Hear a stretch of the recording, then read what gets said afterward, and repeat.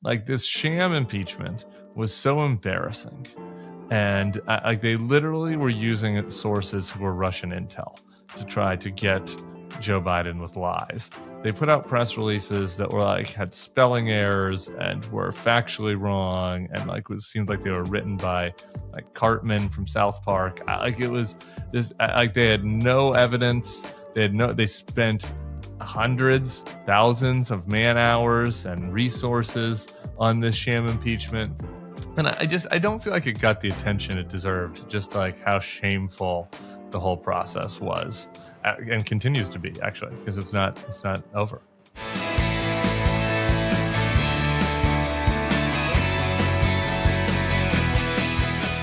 Hello and welcome to the Bulwark Podcast. I'm your host, Tim Miller. It's Wednesday, so remember, I'm also doing political hot takes over on the Next Level feed. Get it wherever you get your podcasts.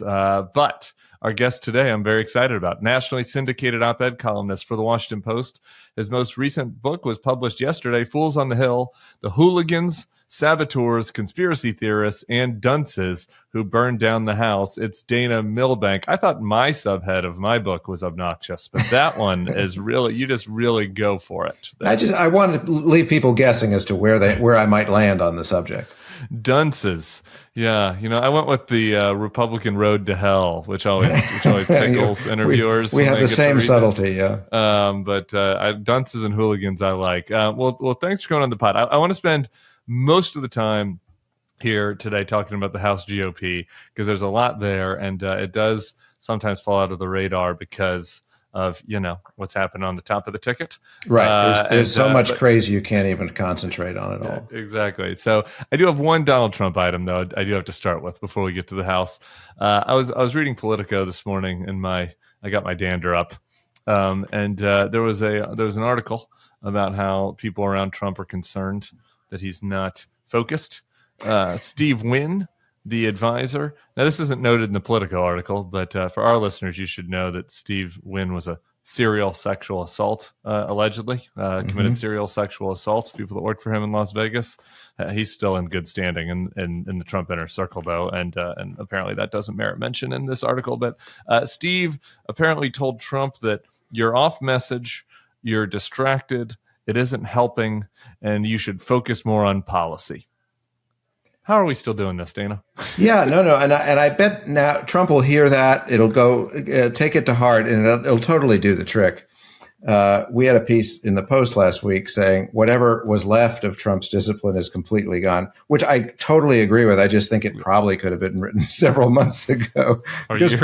Was there some golden age of discipline in this campaign? It's like LaCivita was going to come in there and it's going to be a tight ship. But of course you can run a tight ship, but the captain's, constantly overboard. So that is one of these things that is, and I love many political reporters I love and hold dearly in my heart. So, don't get too hurt by this, but it is kind of one of the political reporter fallacies where if you're winning in the polls, then that means things are, that the campaign is running well. Yeah. Right. And sometimes correlation doesn't equal causation. When Trump was was vacillating between Meatball Ron and DeSanctimonious and, lashing out about all that. That was the golden age, I think. But, because when he's winning, since he was winning in the polls, since Republican voters liked him, his weird behavior and conspiracy mongering and right. rants, weren't affecting him. So that means he must be disciplined. And that has been the case for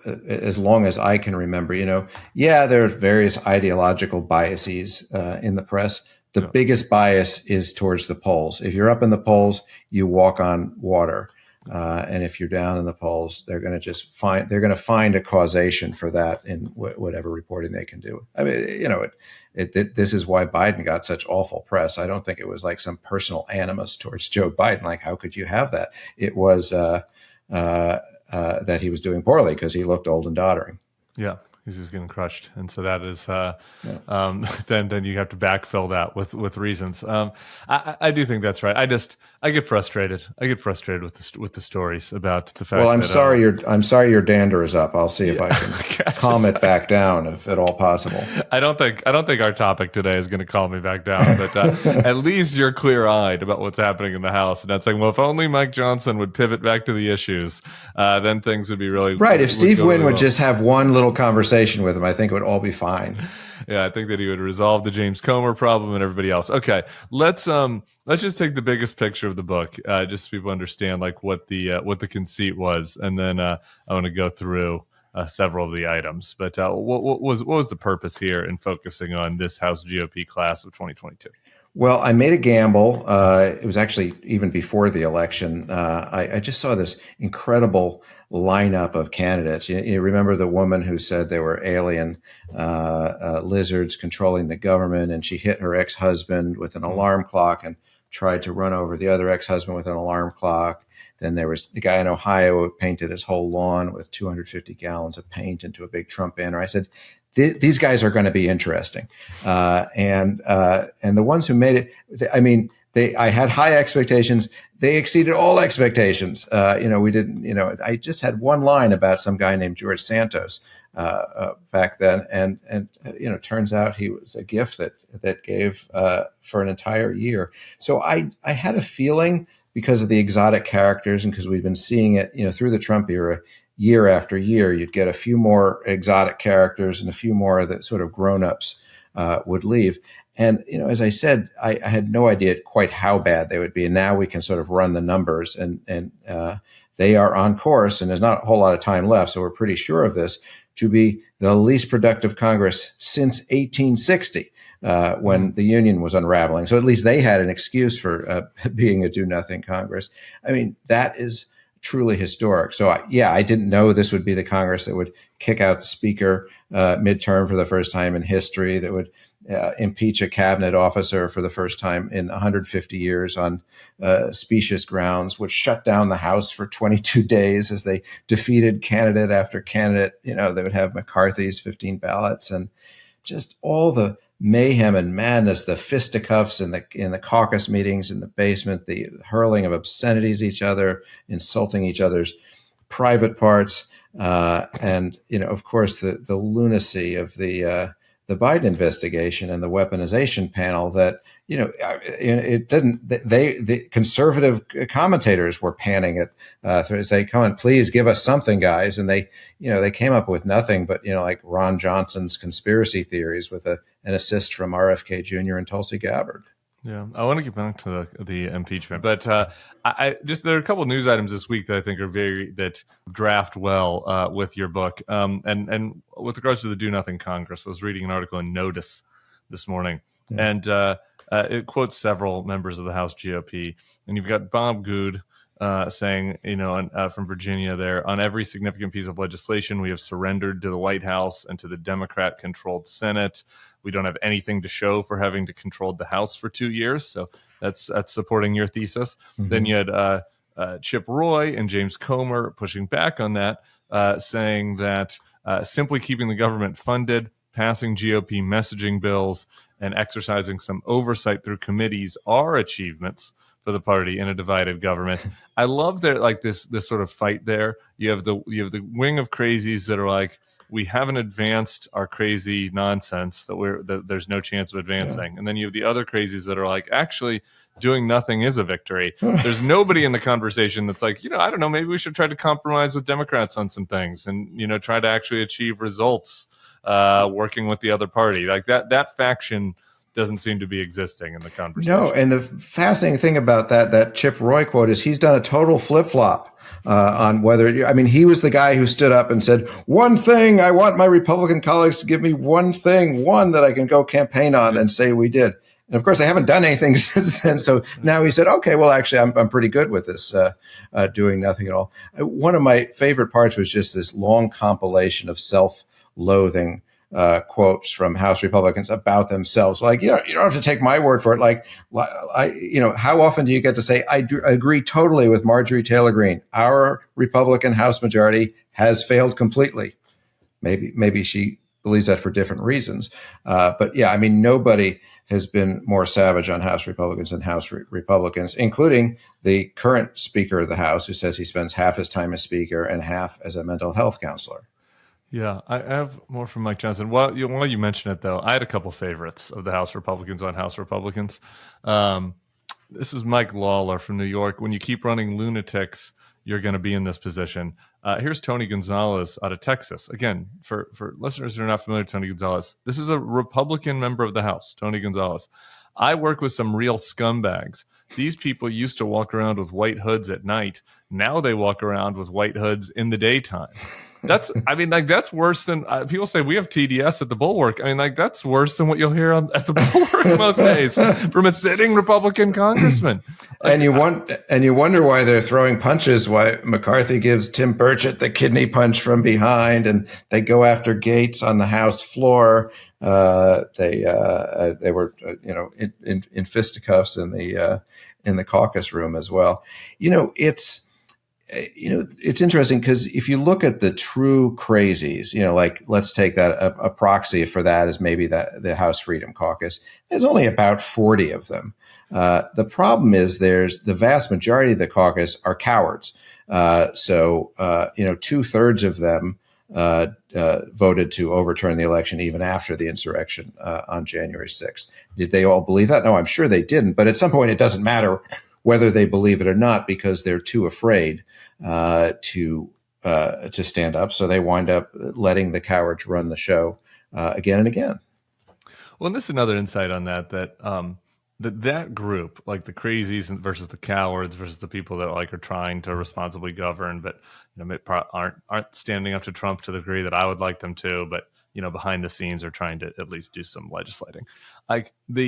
That balance of power, the window has moved a couple of standard deviations towards the crazy, right? In this group in 2022, and I think that what's hard for people to understand is that even though Trump was gone in 2022, he was this overhang over all of these primaries.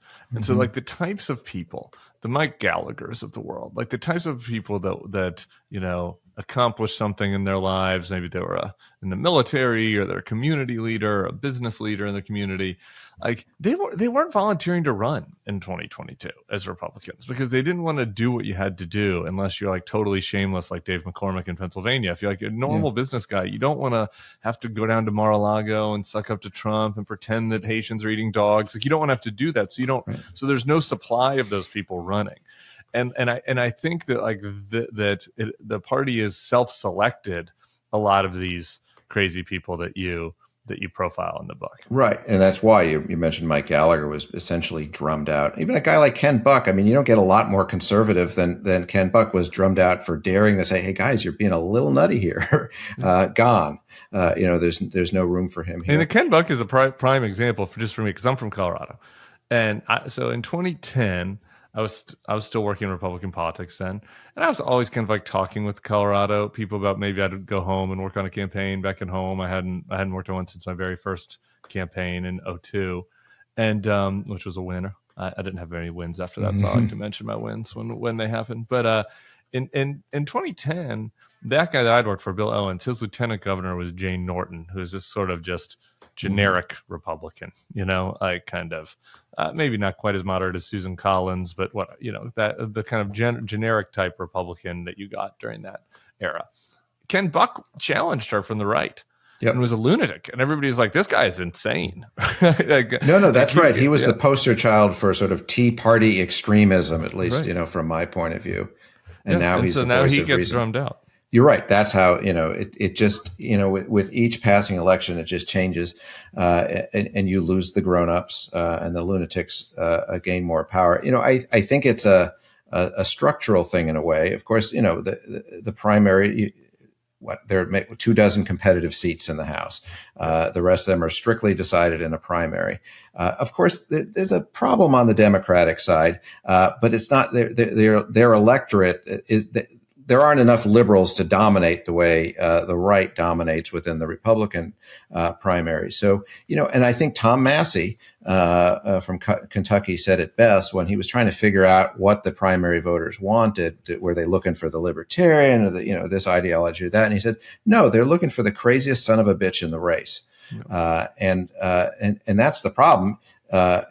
We may sit back and say, what this is irrational, this behavior of, just burning down the government, but they're not appealing to the 800,000 million people who are their constituents. There's the 10, 15,000 people who they have to appeal to in the primary, so they don't get primaried from the right. So this is just, it's happened over and over again in cycle after cycle, and you no longer have a John Boehner or even a Paul Ryan, somebody with even a little bit of spine to stand up to it. Yeah. And the Democratic situation, as a moderate myself, is even better than what you're saying. Like the only Democrats to get primaried and lose this time, they were primaried from the middle.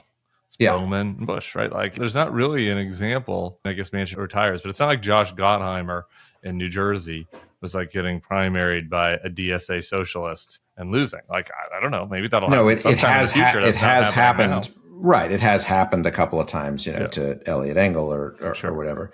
But yeah, there's no, like, I use the squad as the equivalent as the House Freedom Caucus, but it's really not an equivalent thing. They're much smaller.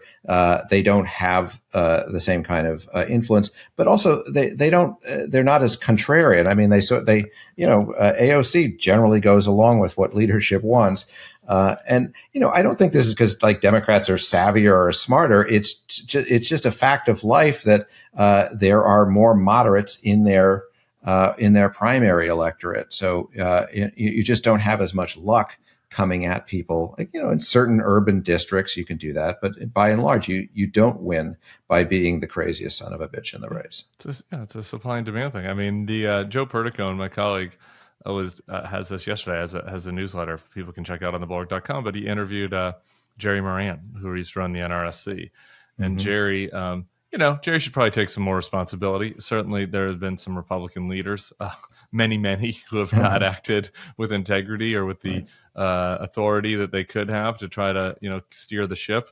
But that said, his point is like, it's not even Trump. It's not us. It's like the voter. Like the voters keep picking these people. Like and so if the voters want crazy, like you are, if you're going for a job, and in this case it's the primary voters who are the ones that get to review the resumes, and if the best thing you can have on your resume is not like your volunteer service or your success in private business, right? But like the best thing on the business is like how crazy you are, how good you are at insulting libs, and how good you are at right. In fact, you can fake your resume like Andy Ogles or Anna Paulina Luna or Santos. It doesn't matter what you did; just say whatever you want. That's crazy. I should talk about that. I hadn't even really thought about that. There were 3 members of this class that were wildly exaggling their resume.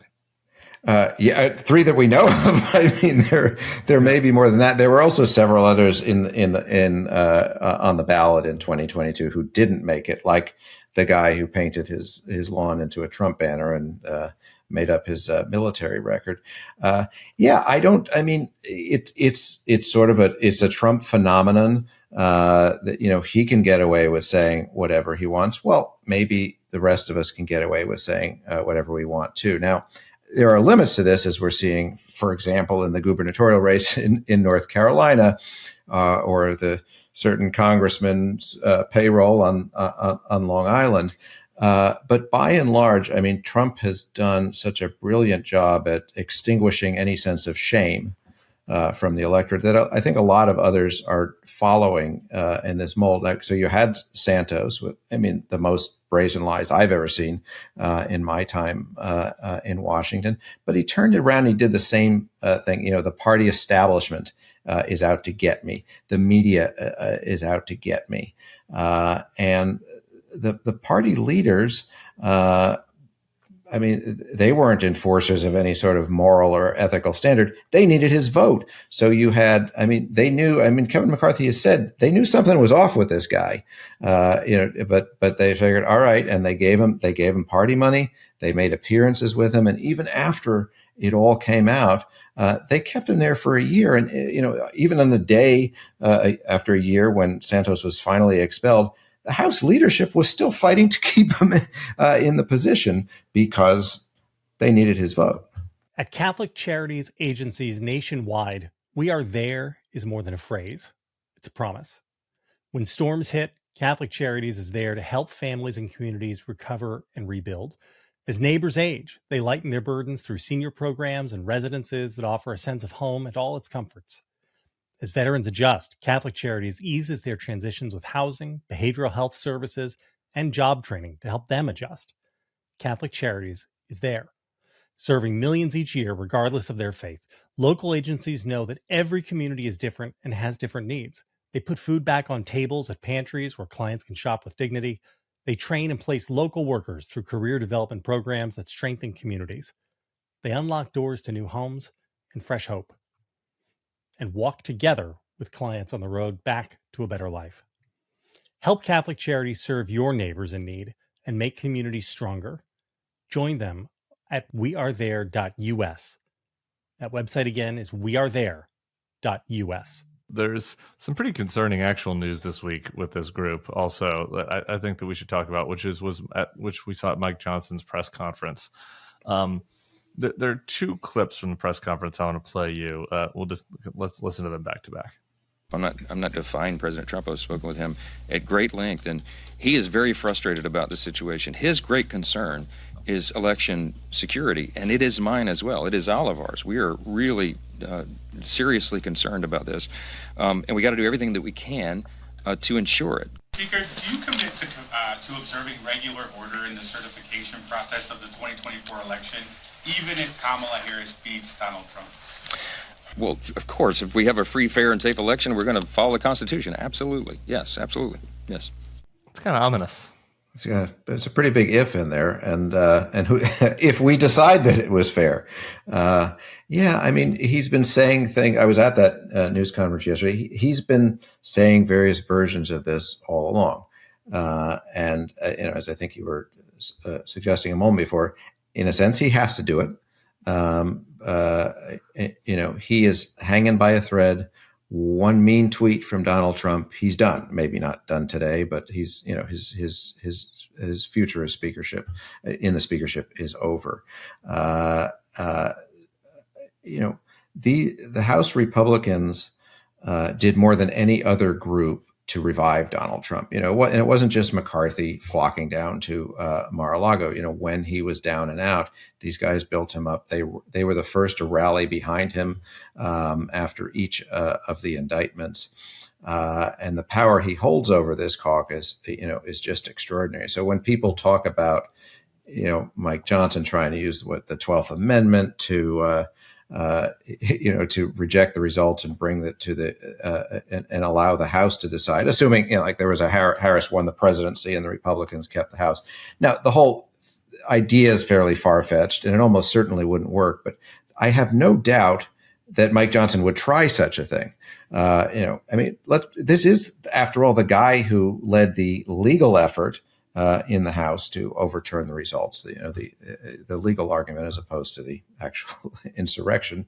So there can be no doubt that he would be happy to do it again this time around, and that is ominous. Yeah, no doubt.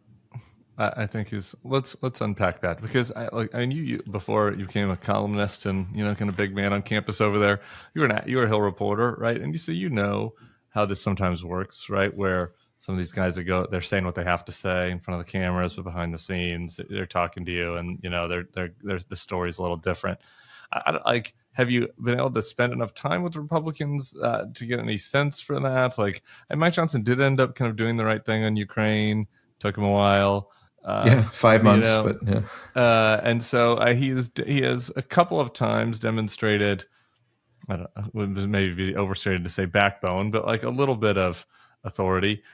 Do you get any sense that some of this is like just for show, or do you really think that that they're preparing for and laying the groundwork for another challenge in the period between the election and January? I mean, I have no doubt that they're laying the groundwork for that. I mean, certainly Trump is. You hear it from him every day, and so they're faithfully echoing that. I mean, I suspect in their heart of hearts they may hope it doesn't it doesn't come to that. But I've gotten beyond this notion of wondering what they, if you gave them truth serum or woke them up in the middle of the night, because their actions are the same regardless. So it doesn't even matter what they believe or what they don't believe. I mean, look, Mike Johnson has, voiced the great replacement, the racist conspiracy theory. There he was, what is just a week or two after he won the speakership, going to address this group of Christian nationalists with the most out there views. And of course, saying that God had made him the Moses of the House Republican Party. I guess they're still apparently still wandering in the wilderness, but maybe he'll get them there at some point. But no, he's very much a true believer in that sense. And more than anybody before him. I mean, he has let there be no daylight between him and Donald Trump. I mean, think about the current spending showdown. Okay, he surrendered and punted so that they can have the fight. After taking another 6-week vacation on top of the 6-week vacation they just came back from. But of course, he only did it after doing Trump's bidding and saying, "All right, we'll put this election legislation on and let his own people kill it." Yeah, I mean the element of just like listening to him talking about all of that, like the whole thing is fake. Like this whole we're deeply concerned about it's like they're setting the pretense for this. Well, we'll only challenge it if we don't believe it's safe and secure. Yeah, but that's why I played both clips together, because the other clip is like this whole Trump is deeply concerned about election security, and we're deeply concerned. Nobody's deeply concerned about it. I met with Chris Krebs last week, who was who was working at DHS on election security in 2020 and did the right thing and spoke out about the Stop the Steal records and corrected the record. And he's like, there are groups out there that are genuinely concerned or not concerned, but are genuinely focused on making sure that the process is smooth, that all the machines are secure, that the ballot handoff, right? Like there are people that that's not what these guys are doing. Like that, like they don't actually care. No, I mean they're genuinely concerned that they might lose the election, so they're figuring out a plan B to I mean the absurdity of this. I mean, remember the big complaint, and maybe there was some legitimacy to it last time, was that there were last minute changes. In how, early voting and how the election hearing was done. Okay, well, there were, but these same people who are complaining about that are now saying, all right, let's see if the last minute we can get Nebraska legislature to change the whole electoral college thing. Let's see if in Georgia, maybe we can switch the whole thing to a hand count and, bollocks up everything for a month. So, I not that there was a whole lot of integrity going into the process, but they're actually doing the exact same thing that they said was the problem last time. Yeah, Will Snellatan wrote about that very thing this morning for us. The other thing about this kicking the can on the CR is now like they're setting up a situation where conceivably Harris wins narrowly. Let's just say they are spending November and December doing Stop the Steal 2.0. Right, and trying to undermine it in every way imaginable, and then there's a government shutdown hanging over at Christmas time, right? And having all of that stuff be happening together at this time where we should be once again, as to use your words, bollocksing up like what should be a clean and peaceful transfer, where we're preparing for a new president. I mean, like they're really setting this up for the winter to be, for them to have a lot of leverage to create trouble. Absolutely. I mean, the odds of a shutdown, I would say, are extremely high in December. So there will be some price that Mike Johnson will ask for. Now, what will that price be? Well, they're not going to be interested in the SAVE Act anymore. It'll be something related to whatever happened in the election. I mean, he has to handle this. The deadline for the shutdown is what, December 20th, I think it is. On January 3rd, he's got to get, if he wins, he's got, well, if they lose the House, he's done anyway. But if he wins, he's got to get reelected as Speaker. He can't afford to do anything that pisses off Trump, win or lose, or any more than a few members of the Freedom Caucus. So basically, his only play at that point is to shut the government down with some peace. I mean, I love how we always, at any moment he said, well, there are two issues before us, and they're totally two different issues from whatever they were last week. But these are the most obvious things the government must do at this point. So he will say there's a very obvious thing that we must do, or shut down the government. Yeah, I like the prospects that we don't really have a speaker, especially depending on how close the House ends up. I just think that they have kind of laid the table here for a lot of chaos. So all you who have made vacation plans for after the election, I would consider a postponement. I know. I was planning on taking a week off from the podcast between Christmas and New Year's. I don't know. That seems like that's probably not going to be happening. Sorry. That could be. No, you'll be in a bunker somewhere. All right. What else do we have? D'Esposito this week. I haven't mentioned that yet. Talk about this. This is one of the New York Republicans. There's this kind of group of, we call them moderate, or people call them moderate, based on nothing, I guess. They are not as visibly crazy as Marjorie Taylor Greene, I guess. Yeah, I think moderate. I think the real word is nervous, because they're in swing districts. So it's not that they're not ideologically different, but they're always worried that they have to worry about more than a primary. They actually have to worry about actual voters. Yeah, their rhetoric is a little different. So you've got Lawler, you've got Lolota, who our friend John Avlon's running against, and then you've got D'Esposito here, who I guess had his fiance's kid on staff. What was happening there? I think it was the fiance's kid as well as the mistress in the same office. So.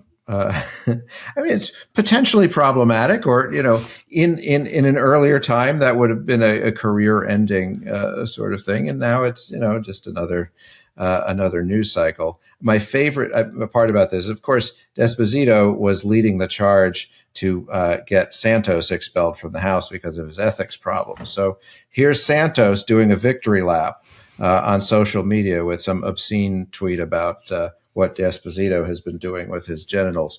What has he been doing? This is an R-rated podcast. I missed that. What has he been doing with his genitals? Yeah, I think Santos's tweet was, I'll take where does D'Esposito put his dick for $10,000 or something like that. So okay.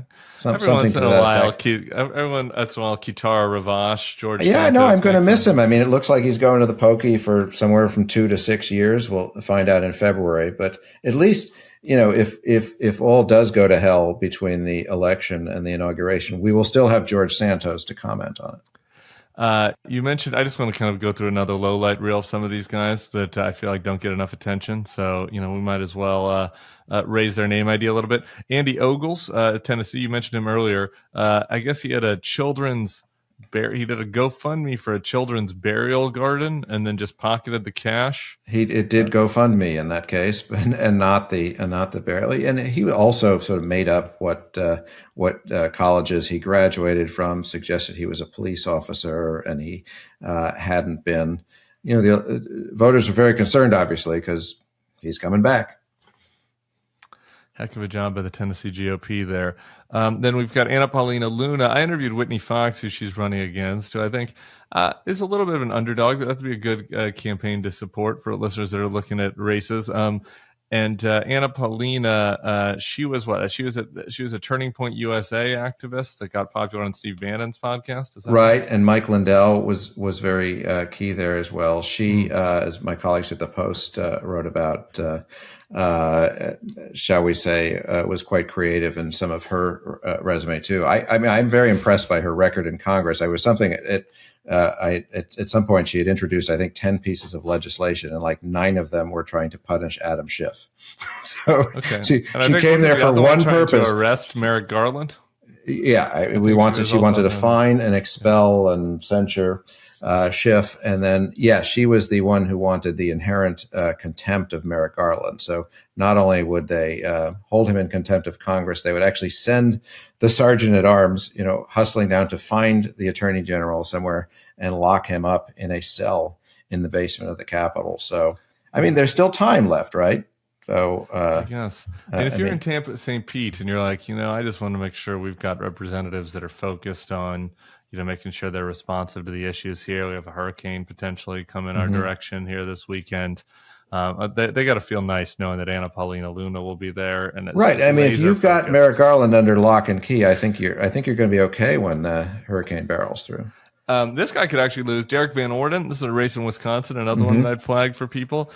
He was at the Capitol during the insurrection, and we'll talk about the yelling at the pages.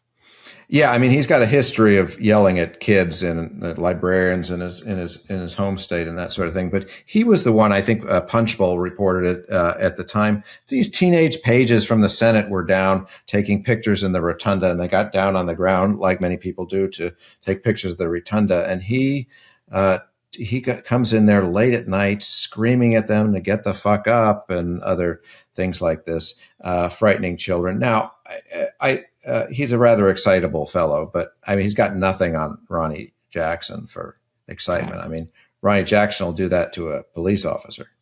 Was Ronnie Jackson class of 22 or was he 20? Yeah, no, he goes back when I do sort of group them all together at some point. Got it. Okay. Well, you have to make sure who, sort of gets, like when you're doing what'd you call it at the end of the year? Superlatives. When you're doing superlatives for each class, I just want to, I want to make sure that Derek and Ronnie aren't competing. No, they shouldn't be. I mean, I say the class of 2022 is easily the craziest since the class of 20, because of course then you had MTG and Boebert and I mean, just that right there.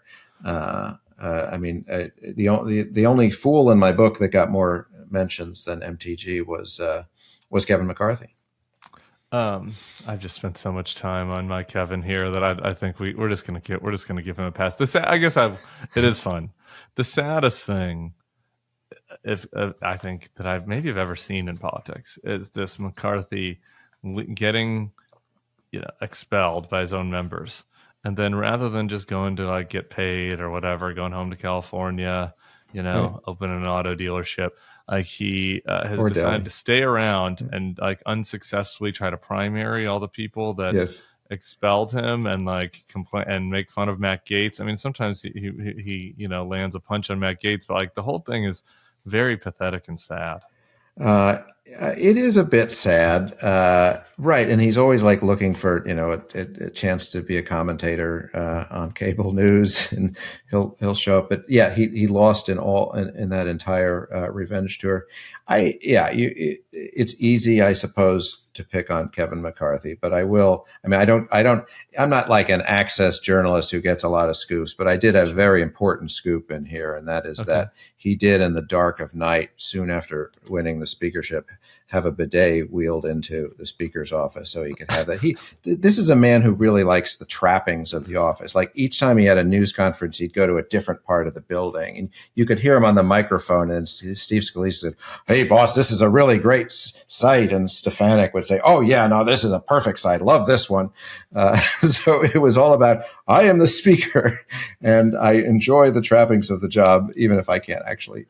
And that brings me a lot more joy for his defenestration. Also, that he did enjoy the trappings so much that the trappings are now gone. And I think that's why he's running around trying to get himself on, on television or whatever else it is. He needs that. Yeah, he floated himself for VP also in the Wall Street Journal. I enjoyed that. The bidet is just something to really think about, just like that how high of a priority that was for him. I mean, he's spending a lot of time in the office, I guess. All right, we got to finish with the impeachment effort because I got to get back to that. I do think that this has just been a utter failure of all of us, I guess, the media class and the imbalance between how Democrats get treated and how Republicans get treated. Like this sham impeachment was so embarrassing And like they literally were using sources who were Russian intel to try to get Joe Biden with lies. They put out press releases that were like had spelling errors and were factually wrong, and like it seemed like they were written by like Cartman from South Park. Like it was just like they had no evidence. They spent hundreds, thousands of man hours and resources on this sham impeachment. And I don't feel like it got the attention it deserved, just like how shameful the whole process was and continues to be, actually, because it's not. Yeah. It's not well, I did try to remedy that a bit in the book by devoting quite a bit to it. But yeah, I mean, you mentioned the one whistleblower is under indictment who apparently collaborated with Russian intelligence, as you mentioned. The other. Well, another whistleblower was involved with the Chinese, this arms dealer who's still on the lam, as far as I know. Gal Luft. Are we talking about Gal Luft? Yeah. Another one that Gates and Green were trying to bring in. Well, Tara Reid, I think she actually defected to Russia in the middle of all of this. And then, there's poor Jamie Comer, who's, easily excitable, getting into fights with Jared Moskowitz and calling him a smurf, and just sort of, being outclassed. He seems to be a bear of very little brain. So it was sort of painful to watch at each step. He'd tease his next big revelation, and then nothing would come out of that revelation. And then, even when they finally have the impeachment hearings, and you've got Jonathan Turley saying, guys, I don't think you got anything here.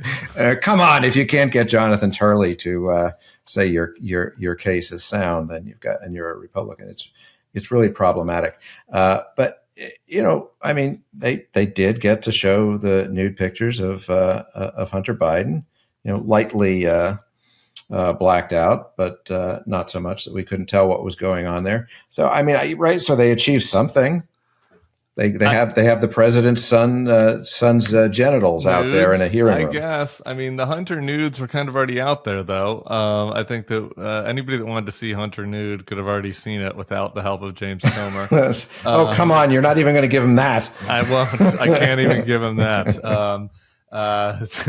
Those nudes have been lighting up text change across America for years now. Yeah. But they investigated his art dealer. I'm not sure that would have come to light. That's true. Mm-hmm. I just the whole thing is like, again, I mean, it's a little bit repetitive of Ken Buck point, but I just think it's important to state that, like, even as extreme as like the Gingrich Republicans were, or as the Tea Party Republicans, like there is not really a pair. I mean, even like the Benghazi thing was, clearly overkill, and like the number of hearings based upon what actually happened. But like there was some underpinning thing that happened. Yeah, a bad thing happened, right? Like a bad thing happened at Benghazi that merited investigation, just not to this like degree that Republicans did, like focused on it. Like this was all like it was totally based on nothing. It was a clown car. They were tools for the Russians, and just like the idea that these folks would just get put back in Congress, and that it's just kind of like, oh well, we'll just laugh at the silly Republicans. I mean, it speaks pretty ill of like for the low bar that we have for Congress, like is not being passed here. Yeah, and it does. I mean, making it up out of whole cloth is one thing, but as you point out, this wasn't. They're not the ones who made it up. In many cases, they were actually following Russian propaganda here, and this isn't the first time this happened. Obviously, during the Trump impeachment, we got a lot of that. And, and the backdrop, of course, is Trump himself is coddling Putin. And these House Republicans, I think they voted, was it 111 to 102 against aid going to Ukraine. And this was even after the 5-month delay that allowed Putin to seize the advantage over there. So, it's not just they're using Russian propaganda, but it's not just in a vacuum. It's part of a rather disturbing change in the Republican Party from internationalists to, please, Vladimir, have your way with our NATO partners. Woof. Well, at least you get some laughs out of it. It's a depressing turn of events, but the book is Fools on the Hill, the Hooligans, Saboteurs, Conspiracy Theorists, and Dunces. who burned. They're burning. I'm changing it. They're burning down the house. Who are currently burning down the house. Thank you. There's still a few embers that haven't gone out yet. You're right. Exactly. Thank you so much to Dana Milbank of the Washington Post. Come back soon. Everybody else, we'll see you back here tomorrow. We've got a guest with some very good words. We'll see you then. Peace.